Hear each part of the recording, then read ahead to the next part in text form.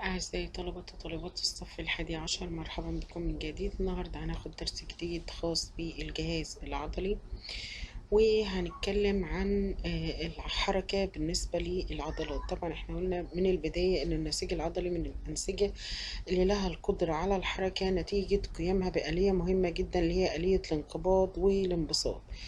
الآليتين دول بيحصلوا في العضلة وبيدعموا معاهم حركة الهيكل العظمي نتيجة اتصال العضلات من خلال الأوتار بالعظام زي ما ذكرنا سابقا. وبالتالي علشان تتحرك عندي العضلة لازم القيام بحركتين متتابعتين، اللي هي انقباض يتبعه انبساط.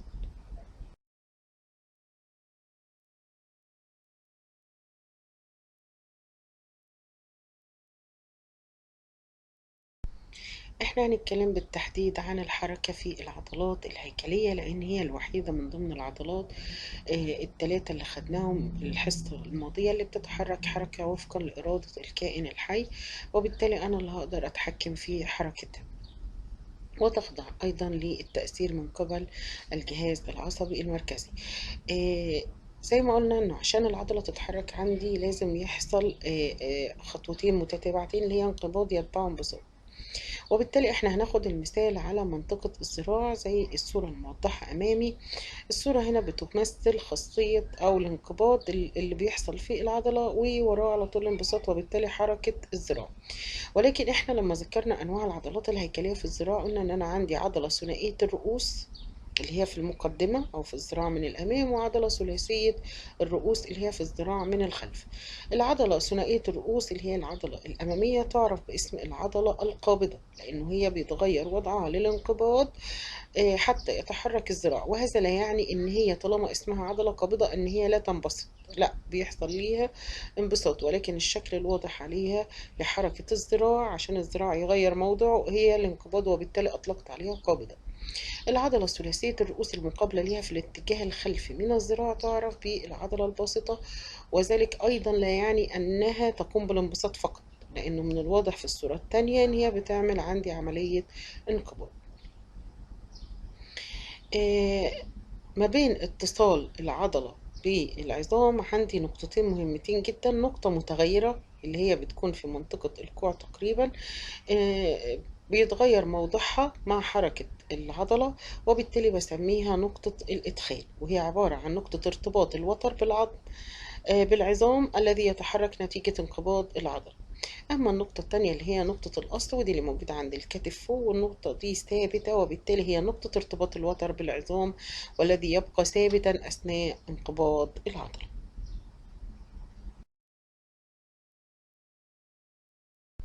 يبقى إذا أنا أصبح عندي هنا حاجة مهمة جدا لو أنا هصنف العضلات من حيث الحركات اللي بتطرى عليها.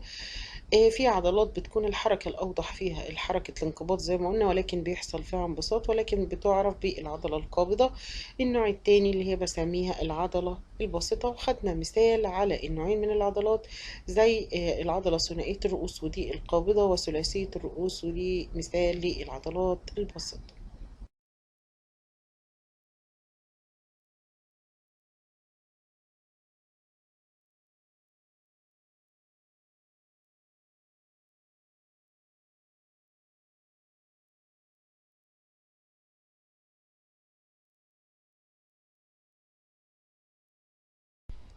السؤال هنا، هل العضلات دائما في حالة ارتخاء تام؟ لا طبعا.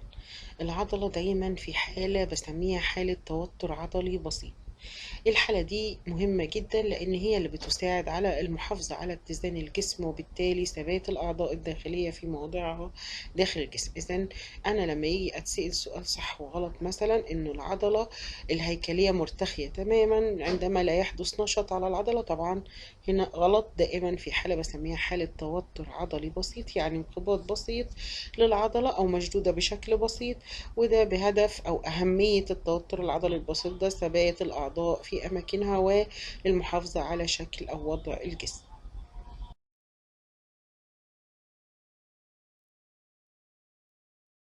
طبعا هنا هنبدأ ندرس تركيب العضلة بالتفصيل. وطبعا العضلة الهيكلية اتفقنا إن هي بتتكون من خلايا اسطوانية الشكل، وبالتالي تعرف بالألياف، طويلة جدا يصل طولها ل30 سنتيمتر. العضلة لما نيجي نقوم بعملية التشريح أو الفحص ليها، لاحظ إن هي بتتكون من مجموعة من الحزم العضلية. الحزم العضلية ديت كل حزمة فيها محاطة بنسيج ضم، ومداخلها لما أفتح النسيج دوت تحتوي على مجموعة من الألياف العضلية. الألياف العضلية دي بتتكون من العديد من اللييفات العضلية اللي بتحتوي في داخلها على نوعين من البروتينات في صورة خيوط، اللي هي عبارة عن الأكتين والميوزين. طبعا هلاحظ ان الميوزين بيتميز ان هو خيوط بروتينية سميكة شوية لان فيها جسور عرضية، اما الاكتين فهو خيوط رفيعة من البروتين ولكن تحتوي على نوعين تانيين من البروتينات اللي هو التروبونين والتروبوميوزين.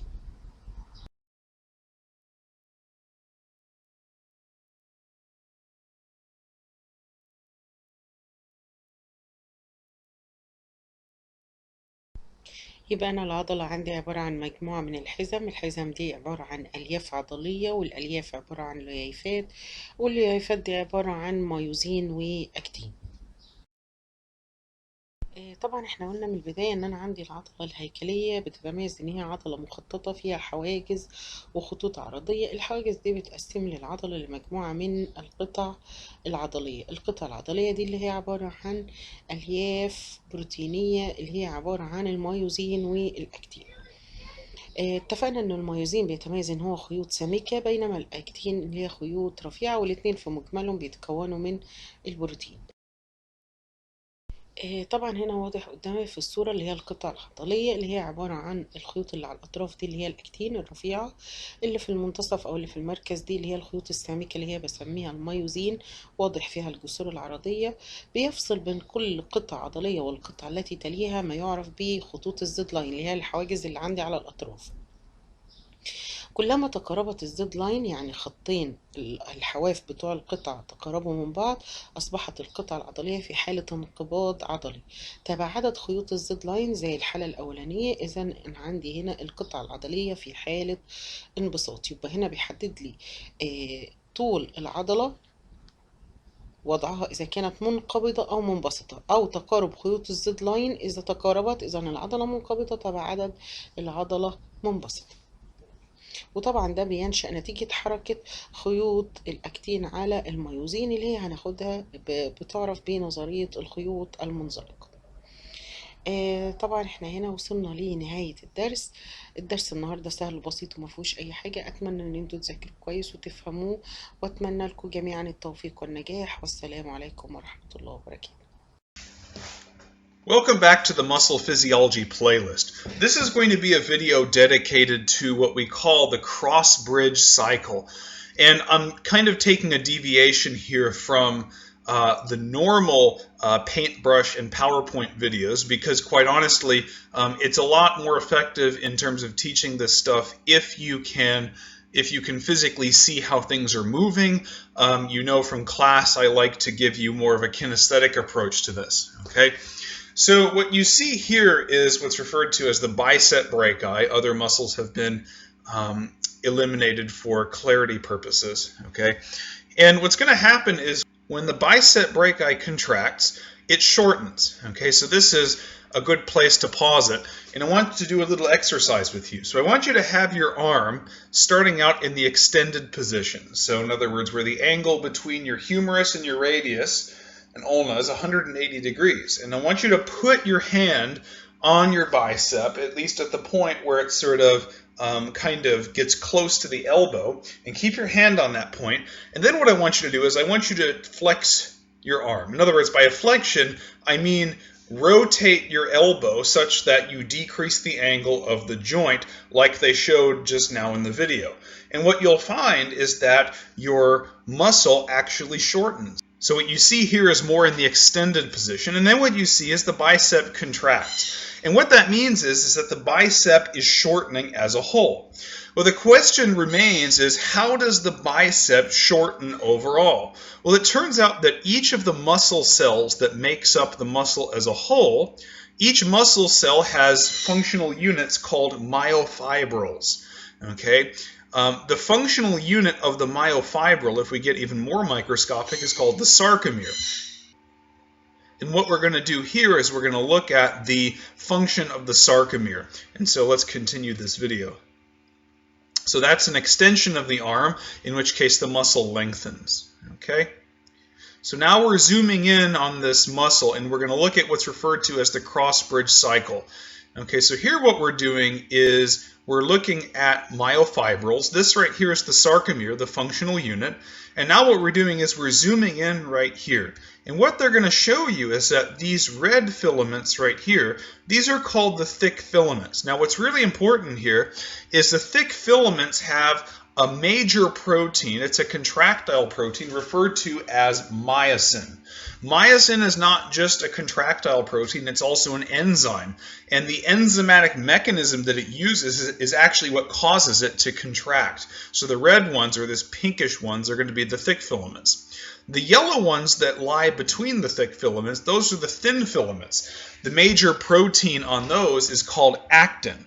And actually what we're going to find is that on each actin protein, there's what we call a myosin binding site. And so this is an important point here, is that actin must bind to myosin, or you could view it the other way around. In fact, that's normally how people view it. They say that in order for a cross bridge to form in the sarcomere, myosin has to bind to actin. And like I said, there's a myosin binding site on actin. And we're going to look at the events that occur on the sarcomere level. Okay, so what's essentially going to happen here is you're going to see the actin filaments right here move towards this point where my mouse is. So notice my positioning of the mouse where I'm going up and down.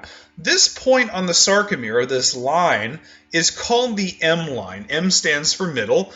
And the reason it's called the M line is because the sarcomere shortens toward this line, towards the M line. In lab, we looked at that model. We're going to look at it again this week, and you're going to see how the sarcomere shortens towards this line right here. And in reality, what's happening is the myosin heads attach to the actin, or these thin filaments, and the thin filaments are going to get walked ultimately towards this M line. Okay? So here they're showing the thick filaments. The thick filaments are going to be the myosin. The thin filaments are going to be the actin. Okay, and notice what happened. Let's go back and watch that process again. Notice how the sarcomere is shortening toward the M line. Okay, so what's happening are those myosin heads, which are located on the thick filaments, are walking the thin filaments towards the M line. Let's watch that one more time. Okay, so notice this line right here at this point. The thin filaments are being walked toward that line. Okay, so now let's take a look at what's happening on the molecular level. So this right here, you can see it right here. This is a little purple dot right here. You're going to see more of those. Okay, that is what's referred to as a calcium ion in this video, and you're going to see more of them come by. Some other things that are important, these blue proteins right here, these circular blue proteins, those are called troponin. And in a separate video, we go over the functionality of troponin. And troponin is a calcium-binding protein. We'll see calcium bind to this protein later on. By the way, the thin filaments are composed of actin, and the actin are the kind of these yellow dots that go all around here. And the yellow dots are sort of wound together in a helix. And so these yellow spherical repeating units are the thin filaments. And notice how the green protein, tropomyosin, wraps around it in another helical type of arrangement. Well, it turns out that at rest, this green protein called tropomyosin covers up the myosin binding sites on actin. when the calcium binds to the troponin, what you'll see is that the tropomyosin is going to rotate off of the binding sites. And I think you'll see pretty clearly what the binding sites are as soon as the tropomyosin rotates off of the actin. Okay, so what's going to happen is this calcium and some others are going to bind to these troponin molecules. That's going to cause tropomyosin, this green helical protein, to rotate off of the myosin binding sites on these actin subunits of the thin filament. So hopefully you'll see that right here. So here comes the calcium ions, and you'll see some more come, and they're going to bind to troponin. And notice what's going to happen is here's the troponin with the calcium. The tropomyosin, which is in green, is going to rotate off of the myosin binding sites on actin. Okay, so now hopefully you see these little black dots right here. Okay, those are the binding sites for myosin. And so what you'll see is at certain points in the myosin cycle, the myosin can actually bind to those sites. So we're going to see how that occurs now.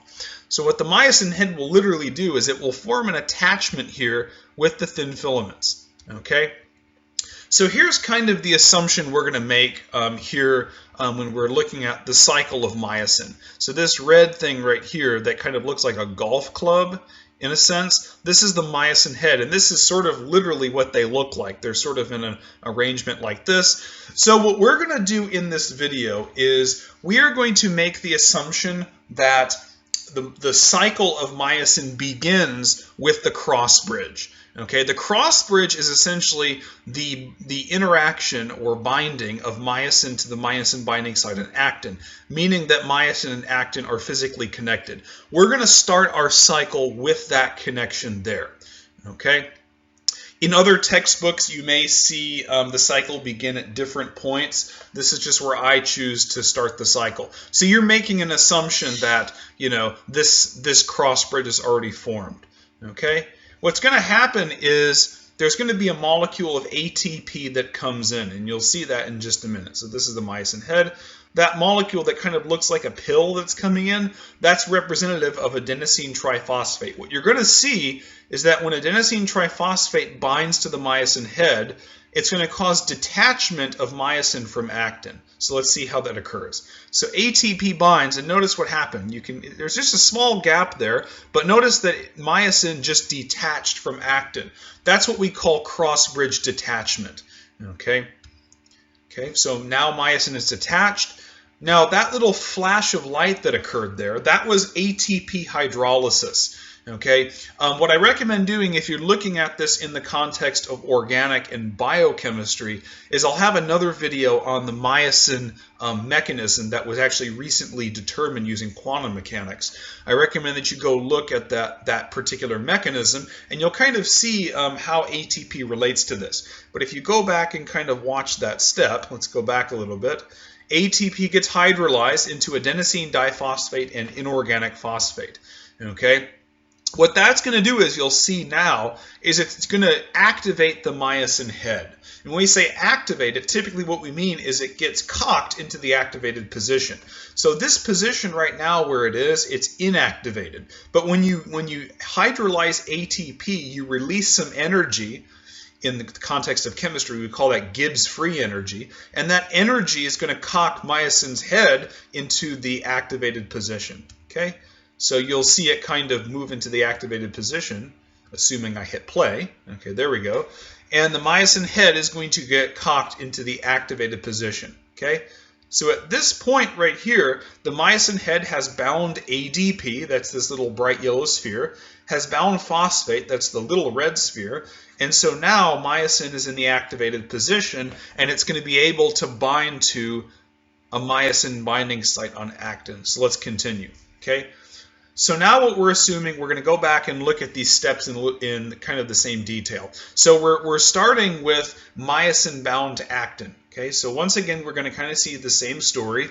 So myosin's bound to actin. Okay, what's going to happen? ATP comes in and causes cross-bridge detachment. Okay, so you'll see myosin detach from actin. The next step is going to be ATP hydrolysis. ATP is going to get hydrolyzed into adenosine diphosphate and inorganic phosphate, and that's going to cock the myosin head into the activated position as shown there. Okay. In this one, they call this step 1, but basically what's going to happen now is the crossbridge is going to form. So myosin is going to spontaneously bind to actin. And then what's going to happen is a series of processes, okay? Notice that molecule that just left, okay, that's phosphate. It turns out that when phosphate leaves the myosin head, okay, it strengthens the interaction between myosin and actin. So what you're going to see here is an increase in the strength of the myosin-actin interaction. Okay, so the strength is increased, okay? And then what's going to happen is something referred to as the power stroke. So the first thing that happens is ADP dissociates. So when ADP dissociates from the myosin active site, it's going to result in a very strong power stroke, as you'll see here, okay? So hopefully you can kind of see that contraction of the myosin head. And one important thing to kind of point out here is that and somebody correct me if I'm wrong on this in the comments, but as far as I know, this movement of myosin where the head contracts and moves the thin filament, that movement when ADP dissociates, I believe is the largest conformational change in any protein in human biochemistry. So it's a very large contraction with respect to the total volume of this protein. Let's watch that again because it's really important. Kind of go back a little bit. So phosphate dissociates, which strengthens the myosin-actin interaction, and then ADP dissociates from the myosin active site, and then what you get is the power stroke. Notice the contraction. Okay, so hopefully that makes a little bit of sense. We're now going to watch this in real time with a bunch of myosin molecules, and they're continuously, in the presence of ATP, they're pulling the actin filaments toward the M line. So this is literally what's happening. Go back here, and hopefully what you see is on a more macroscopic scale, the thin filaments are going to be pulled toward the M line of the sarcomere. And that's all due to myosin contraction.